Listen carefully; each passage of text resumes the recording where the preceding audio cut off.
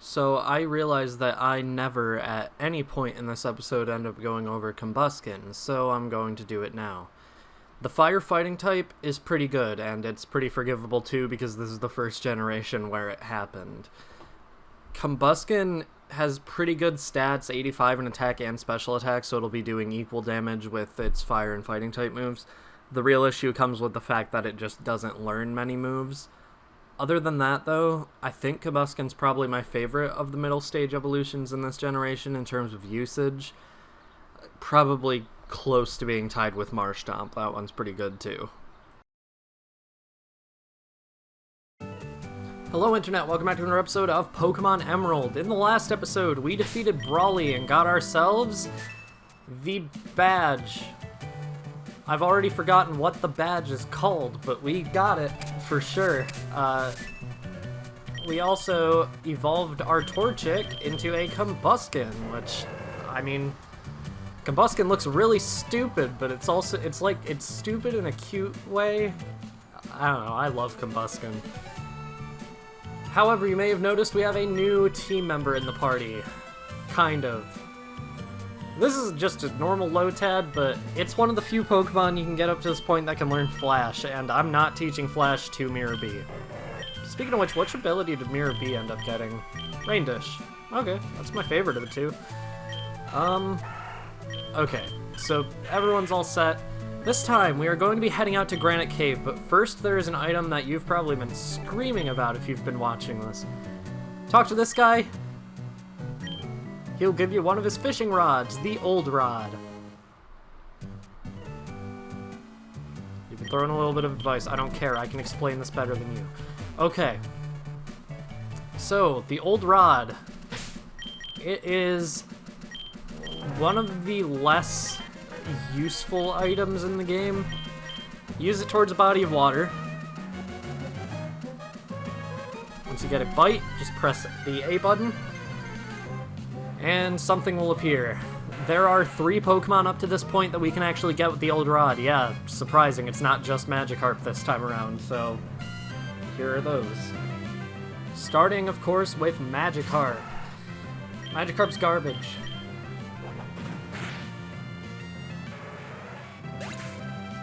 It's garbage. It learns Splash, Tackle, and Flail. It's garbage. Until level 20, when it evolves into Gyarados. Gyarados is a monster. It has a very high attack and special defense stat, which makes it pretty bulky to special attacks and able to deal out a ton of damage with moves like Earthquake. I don't know, there's not much more to say. Gyarados has been a really good Pokemon ever since its initial debut in the first game, so I mean, if you're looking for a water type and you have the patience to raise a Magikarp into a Gyarados, go ahead. Let me tell you now, though, there is no place later in the game where you will actually be able to catch a Gyarados without raising a Magikarp.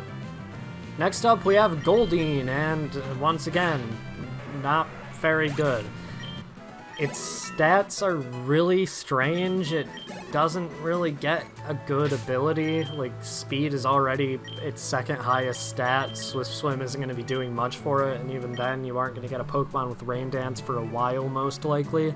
Doesn't evolve until level 33 into a Pokemon that's still below average. Water Veil is just not a good ability. You don't get burned that often in these games, so I don't know. There's just not. It's really awkward when you have less to say about Goldeen than you do about Magikarp. If you go back to Mr. Briney's cottage, you can actually catch a Tentacool off the dock there. Tentacool is really good. It only evolves at level 30, so at this point in the game you'll probably only be having it for like 3 to 4 hours before it evolves. It has an 100 in its special defense stat and a 50 in its special attack stat, with 40 in its attack, making its poison type moves deal a pretty good amount too. Clear Body for an ability is fantastic. It makes it so its stats can't be lowered at all through any means. I mean, yeah, Tentacle's really good. Liquid Ooze isn't awful either. I'm really confused about why it weighs 100.3 pounds, though. Are jellyfish really heavy? I don't... Yeah, you can't get many good Pokemon with the Old Rod, but, I mean, Tentacool's passable. Gyarados is really good if you can evolve a Magikarp. And, I mean, hey, at this point, statistically, you most likely don't have as many Pokemon as me, so it's pretty reasonable that you could have some level 20 Pokemon by now. Meanwhile, I'm just here with a bunch of level 16s and a level 17. I'm sorry about the ginormous and annoying garbage truck outside. I can't really do anything about that. Is the guy I want here yet? No, he'll be here later. Okay. Jesus, just shut up, garbage truck. Please. Thank you. Okay. Heading into Route 106. We have yet more new encounters in the Granite Cave. I am going to be going through this cave while the encounters are gone over, so you'll look up in the corner if you're trying to use this as a guide through the cave. You can actually do this before you get Flash, in which case you can do a sequence break, which doesn't really break the game, it just makes it so you can come back and fight Brawly later. Which is very helpful because, as I've mentioned already, he's one of the harder bosses in the game. But, yeah, here are the bios. Starting off in Granite Cave, we have Makuhita. Makuhita's pretty good. It's a pure fighting type with pretty bad bulk, you have to admit, but 72 in HP isn't bad, and those 30s will go up at level 24 once it evolves. Guts is an awesome ability. Thick Fat's okay. It essentially just makes it so fire and ice type moves aren't super effective, they're just not very effective. But I'd go with Guts over the two. It learns a lot of really good attacks. It learns Arm Thrust, which just fantastic, and once it evolves it gets a unique move called Smelling Salt, which does double damage if the opponent is paralyzed, but also heals their paralysis.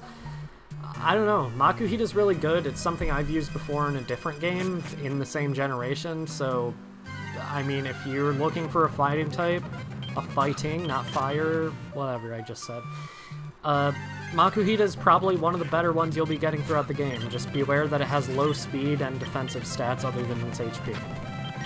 Geodude, once again, pretty good.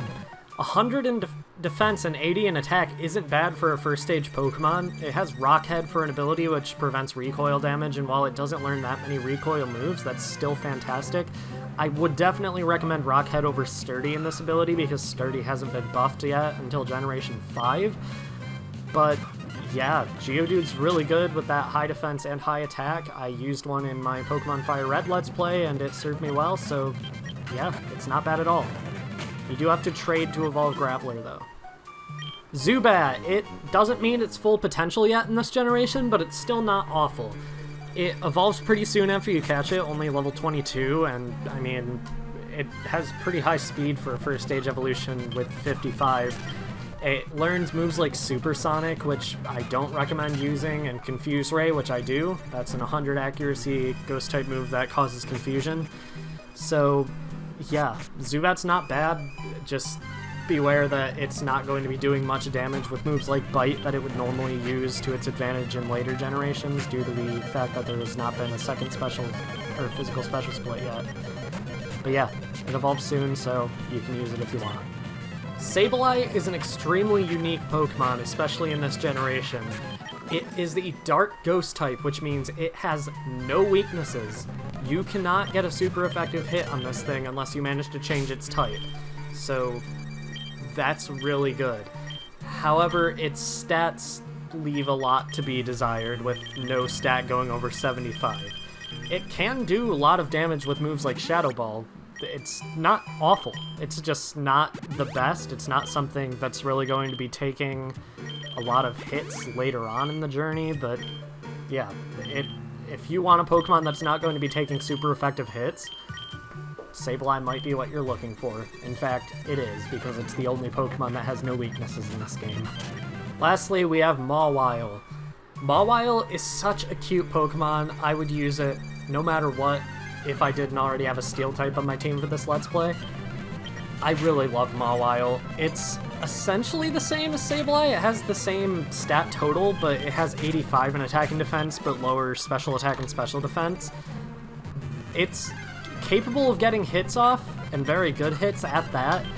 However, a lot of the moves it would normally use are special in this generation. Generation 4 really did help Mawile by giving it more physical moves that it can use, like Fire Fang, Ice Fang, Thunder Fang, Crunch. But yeah, Mawile can only really use Steel and Rock-type moves effectively in this game, but it will still do a decent amount of damage when it does use those. Okay, so if you couldn't tell, I was kind of stalling for a while because this cave is much shorter than I remembered. So yeah, I think I got all the items along the way too, so... Yeah, this is just a very short dungeon. My name is Steven. I'm interested in rare stone, so I travel here and there. Oh, a letter for me. Okay, thank you. You went through all this trouble to deliver that. I need to thank you. Let me see. I'll give you this TM. It contains my favorite move, Steel Wing.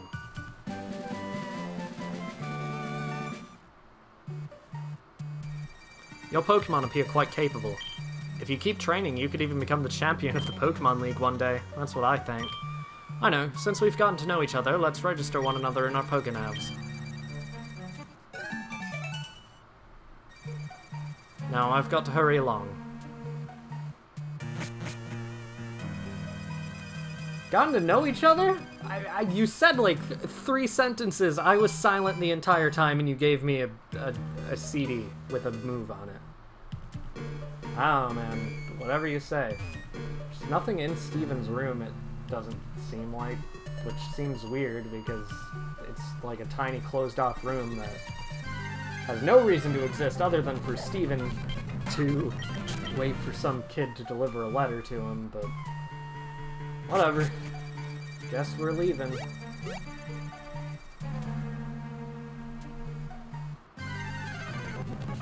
No thank you. It's a fitting punishment, I think, for stealing my boyfriend. Oh, hello, Winter. This is Roxanne of Rustboro City.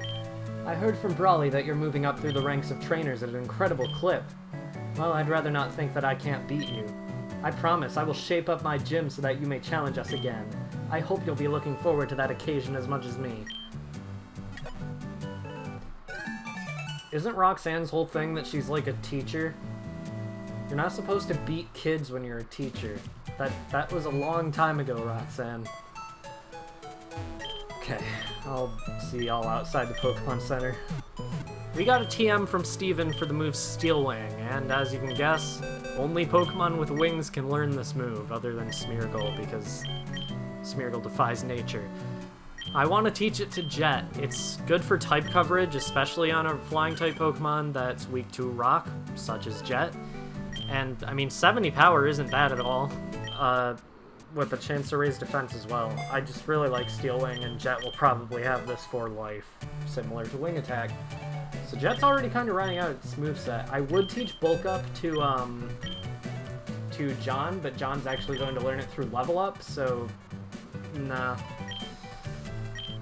I think I'll keep Ingo in the front for a little while longer, and we've only been going for like 20 minutes, but who said he can't have short episodes? Next time on Pokemon Emerald version, I almost said Soul Silver again. I need to cut that habit.